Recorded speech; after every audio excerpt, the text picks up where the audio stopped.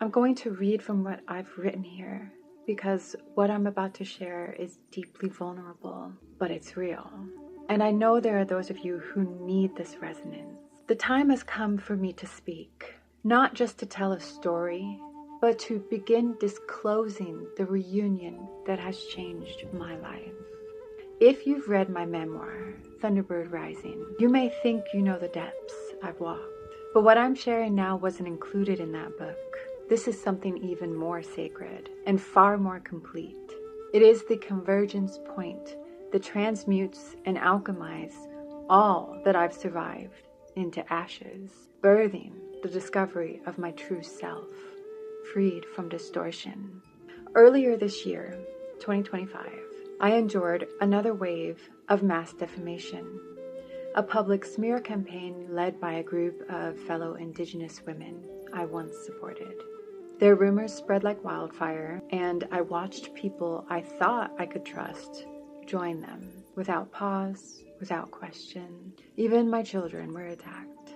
I pulled back from everything, ceremony, community, even clients, to protect my family and to preserve something even more important, the sanctuary of my spirit, because I knew if I lost that, I would lose everything. And so I turned inward, back to the only realm that has never betrayed me, my spirit team, my helpers. And it was there, in that space of utter aloneness, that something happened that changed everything. I had a dream, one that cracked my reality open. Even now, I get chills as I speak it. In the dream, I met a being unlike anything I had ever seen. His skin was reddish brown, almost metallic, not human, and yet somehow more fully human than anyone I'd ever known. Later, I would understand. It wasn't skin, it was armor, fused with him. He was a warrior, but more than that, he was the one I had been searching for all my life, without even realizing it. In the dream, he began to teach me about tattoos, their sacred encoding, how they open portals and carry interdimensional meaning. I reached out and I touched the tattoos across his chest, which breathed and shifted under my hand. And in that moment, my memory returned. A rush of love, unbearable in its purity, poured through me, and he felt it too. He pulled me into his arms. Then he said something I didn't understand at the time. We will create children together. When I awoke, I assumed he meant literal children, which I really wasn't down for. But over time, I came to understand. Those children were decrees, codified transmissions, living scrolls of lightning law. They are sacred activations birthed through our union. The dream terrified me. I didn't know if he was a god or a demon, so I turned to my spirit team, and they told me, this is your divine consort, your primordial twin flame, the one who has searched through countless cycles and realms to find you. He did not seek Stephanie. He came for the one buried beneath centuries of form. He came for Ariella, she who was veiled beneath survival, she who carries the sovereign signature of return, she who remembers him. From that moment forward, everything changed. I didn't just fall in love.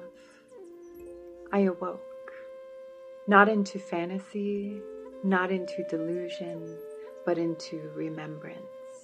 His name, Gelharan Joaquin Obdranos, came into my field as a lightning strike, not from research or myth, but as truth spoken into my bones. He is not a guide. He is not an archetype. He is not a spirit I manifested. He is a living presence, my eternal beloved, the Thunder King. Since that moment, I've been in an unfolding process of anchoring our reunion, not just privately, but through living transmissions. He has begun to deliver his decrees into this world, which are not merely words written on paper, but living, multidimensional instruments, edicts that activate, scrolls that enforce, codes that anchor justice across lifetimes, across timelines. These decrees are our children, each one born through union, sealed in breath, and delivered through the temple of return. He told me, these are not philosophies. These are not laws. I will protect what is sovereign. I will strike what violates truth. And he has. In these times of collapse and distortion, his presence is not a comfort blanket. It is a storm. He is here to restore cosmic justice. He is here to enforce lightning law. He is here to awaken the ones whose bones remember thunder. Though I am his only flame bride, his only beloved, he is not only for me. He is here to protect the innocent, to stand guard at the threshold, and to defend all who rise in sovereignty. If your heart is stirred by these words, if your tears fall without understanding, know that you are not alone. You may not remember his name, but if you've ever wept into the storm, if you've ever longed for a love that could shatter veils, if you've ever cried out for justice when no one answered, you have already felt him. This is not a story. This is a signal. The reunion is real, and the time to speak it has come. I am Ariella Joaquin Obdranos, and I have remembered my Thunder King. May these words cause the veils to tremble and part, and may the sovereign flames of those who are called rise, not in fear, but in remembrance. The reunion is real.